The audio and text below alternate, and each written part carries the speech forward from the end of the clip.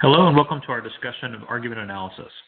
In this unit, we're going to take a look at some various forms of argumentation, as well as we're going to get some ideas about how arguments function philosophically. There are a few videos that I have slides for within this presentation. Unfortunately, this latest version of Windows will not allow us to run those in the program itself. As such, please feel free to look at the links that are provided to you, as they'll give you some pretty interesting ideas about how argumentation may work. Now, Monty Python's The Argument Clinic is how we conceive of arguments, both in terms of the classic and maybe common vernacular understanding of an argument in terms of being a loud disagreement, often with aggressive overtones, versus what we truly consider to be a real argument, a series of propositions and statements in support of some premise. Now, as you watch this video, you'll find that our two actors are engaged within a very unusual form of argumentation. Is it truly an argument? I leave it for you to decide.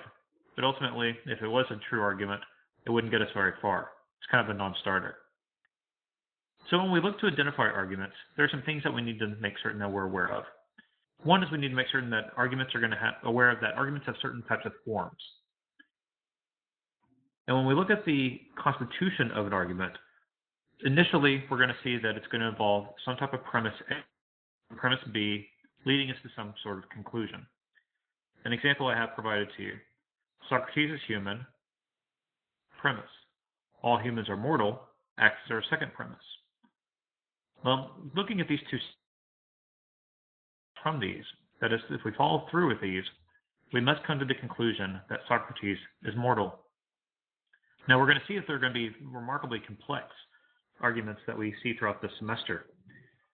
And hopefully you'll find that being able to identify premises from conclusions can give us a good headway in terms of some critical thinking. Additionally, it's important for us to learn how to identify premises and conclusions. Words that signal premises include things such as since, firstly, secondly, and so forth.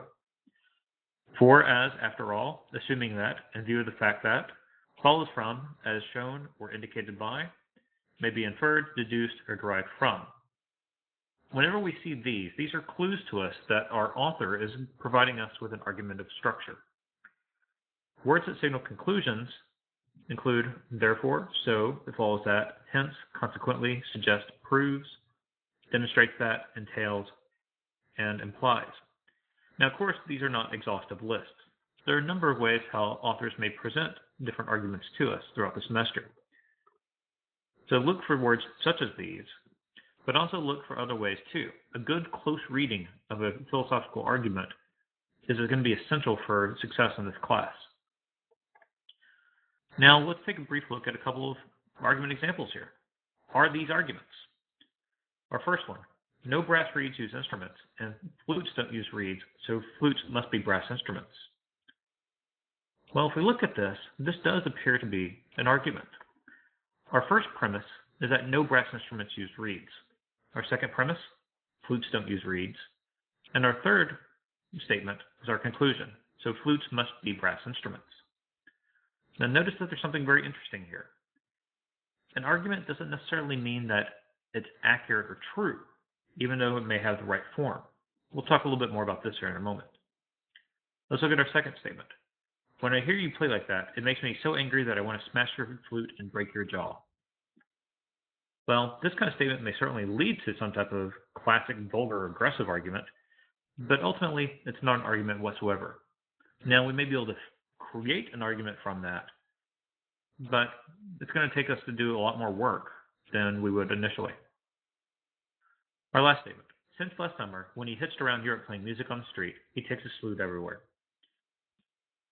Notice that we have the word since here, but notice that the word since is being used temporally, that it's referencing a time or time period. It's not referencing a conclusion. As such, we can eliminate this from being an argument as well. The concept of validity is going to be important as we continue to look at argumentation. An argument is valid if and only if there is no logical way how the premises could be true and a conclusion be false. So examples that I have for you here. Barbie is over 90 years old, so Barbie is over 20 years old. Well, in this particular situation, we have a true statement. If Barbie is over 90 years old, she has to be over 20 years old. The premise and the conclusion is exactly the case. Obviously, we may be missing a premise here, maybe something along the lines of people who are 90 years old are older than 20 years old, or something like that, or the more number of years you have aged equals the number of elderliness or oldness that you may have. Something along those lines. Our second example, Barbie is over 20 years old, so Barbie is over 90 years old. Now, if we look at this, we can see that this is not necessarily the case. Our conclusion may be false in this situation, because it may be possible that Barbie is 20 years and a day, 25 years, 89 years and 360 days. There's a number of things here that could invalidate this argument. The validity is closely related to truth. It's possible to have a valid argument, however, that's not necessarily true. All pigs can fly. Anything that flies can swim, so all pigs can swim. This is not going to represent an actual picture of reality. Validity does not look at the actual truth of the premises. It only looks at the logical connections between them. Remember, if the premises are true, the conclusion must be true. Whenever this isn't the case, we have an invalid argument. An example, Adam loves Beth, Beth loves Kathy, so Adam loves Kathy. Well, in this situation, we can see there's a lot of possibilities here. We have a lot of space that's not really well defined, or as we call it here, wiggle room. If we want to try to invalidate an argument, it's oftentimes good to look for counterexamples that show problems with the argument. Remember, an argument can be invalid even if the conclusion and premises are actually all true, and it's possible for a valid argument to have a true conclusion even if all of its premises are false. In a dedicated critical thinking class, we would go a little bit deeper into that topic. But for the purposes of this class, just be aware of this as you're reading. And then we get to the question of soundness. Soundness occurs whenever we have a valid argument and true premises. If the argument is sound, we have to accept the conclusion. That is, the conclusion follows from the premises. Unsound arguments may be both invalid, have a false premise, or both. So we need to be certain that we pay attention to the form of the argument, the structure of the argument, and what's actually being said. A good reference chart for this is in Lau and Chan's website. I would highly recommend you to check out this link and see a little deeper about this. Now let's take a look at some patterns of valid arguments. Our first one is called the modus ponens. If X, then Y, X. Our conclusion, so Y. An example here. If I want to have cake, or if I have cake before dinner, then I will not want dinner. I had cake before dinner, so I do not want dinner. Seems pretty basic, right? One thing that you may notice as we go through some of these forms is that they almost have an algebraic quality to them. It's almost a very basic form of math when it comes to argumentation. Next, we look at the modus tollens. If X, then Y, not Y, so not X. If a tree falls in the woods, then it will make a sound. No sound was made in the woods, so no tree fell in the woods. Now, this is a valid argument, even though we may be able to point out that it's not maybe true. The hypothetical syllogism. If X, then Y. If Y, then Z. So if X, then Z. If there is no dog food in the bowl, my dog ate it. If my dog ate it, he will not be hungry. So if there is no dog food in the bowl, then he will not be hungry.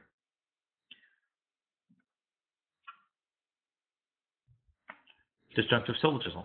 X or Y, not X, so Y. An example here, borrowing from one of my favorite comedians, Eddie Izzard. Cake or death? No cakes available, so death.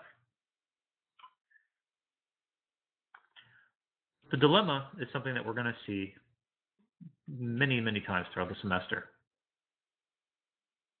Basic format of a dilemma: X or Y. If X, then Z. If Y, then A. Therefore, Z or A. A dilemma is going to give us two branches of choice. We're going to choose either option A or option B, and then we're going to see that there are consequences to either one. An example here. I want chocolate or vanilla. If vanilla, then mint chocolate. If vanilla, then French vanilla. Therefore, either mint chocolate or French vanilla. You may notice several references to a couple other formats. The universal syllogism format involves all X or Y, all Y or Z, so all X or Z. All cats are mammals, all mammals have fur, so all cats have fur. The universal particular syllogism is kind of a way of narrowing down from a more global type of pattern or argument. All A or B, individual I is A, so individual I is B. All girls are stinky. Sally is a girl, so Sally is stinky. This is a good example. Now, throughout the semester, one thing that we're going to see is we're going to find all sorts of hidden assumptions. It's great whenever our authors may provide us all of the premises, but ultimately, we tend to take a lot of shortcuts when we write. Premises are often implicit within arguments, and in order to fully understand them, we may have to tease them out so we get a better idea of what's going on.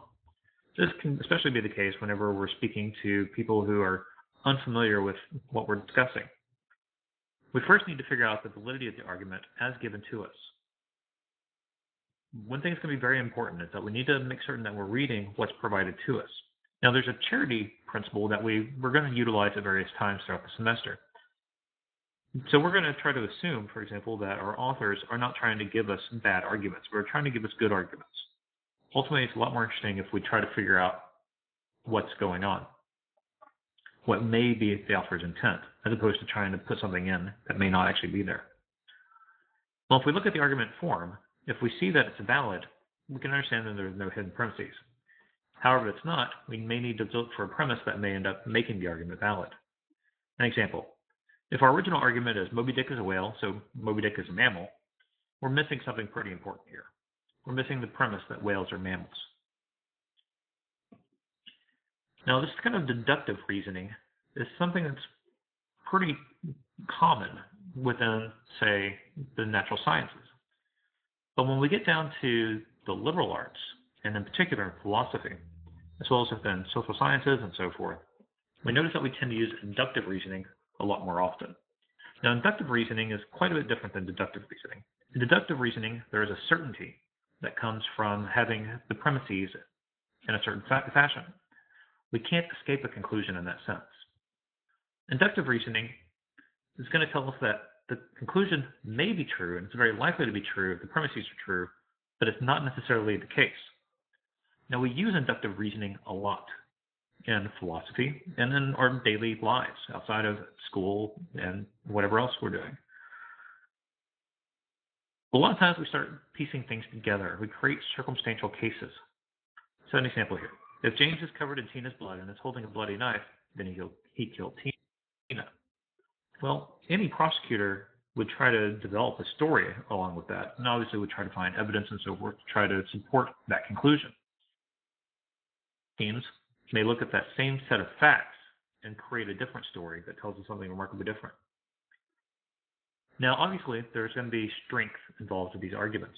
Certain arguments are going to be remarkably strong, presuming that a prosecutor looks at what James has, maybe looks at DNA evidence, looks at studies, looks at comments that he made, confessions, things like that. He may be able to build a lot of things to create a strong case.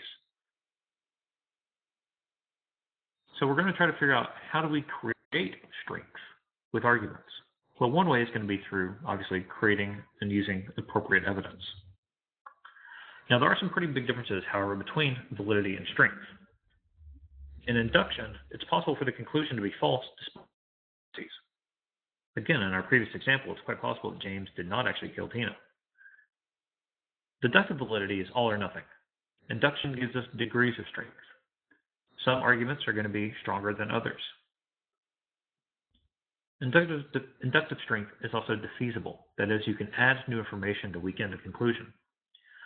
We can try to find information that would prevent the conclusion from seeming as it may initially appear. We often see this occur in our lives. So for some example of some bad arguments, I highly recommend you check out this video from Monty Python and the Holy Grail. This references the famous witch scene. This pretty interesting argumentation that goes on between Cerberus and the townsfolk.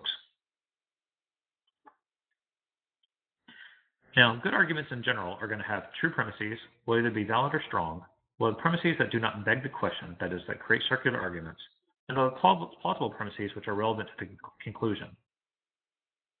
Keep these factors in mind as we go through the semester, and also as you write papers. Here are a couple other forms of arguments.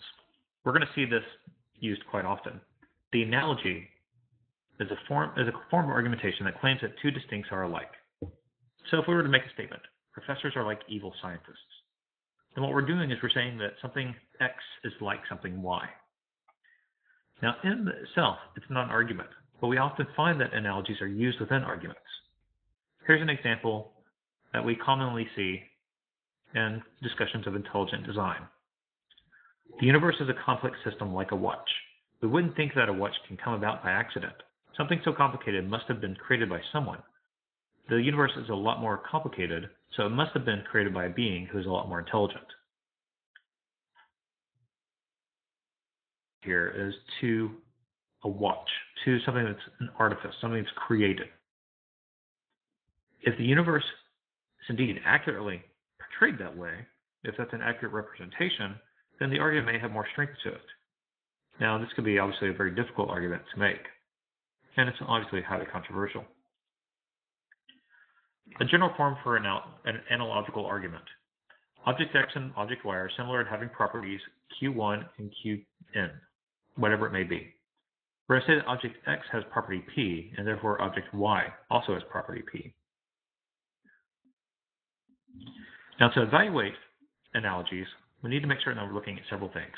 One, are the objects actually similar? This is going to be a truth criteria. Secondly, our relevance. Is the similarity relevant to the conclusion? This is going to be remarkably important. After all, if there is a similarity between my couch and a cow because they both have leather, is it really relevant if I'm looking to get a hamburger? Probably not. Number. Are there enough similarities to increase the strength of the analogy? The more similarities we find, the stronger the argument ultimately is. Then we also want to look at the question of disanalogy. That is, what kind of dissimilarities exist? They may be strong enough to actually overrule whatever number of similarities are present. And then we also, again, lastly, have to look at the question of diversity. Are the actual shared properties of the same kind or different types? This is going to be important for us to know because sometimes when we describe various arguments or various qualities of things, we actually may be discussing two different categories. So we need to make sure that we understand how we're using and how we're defining these things.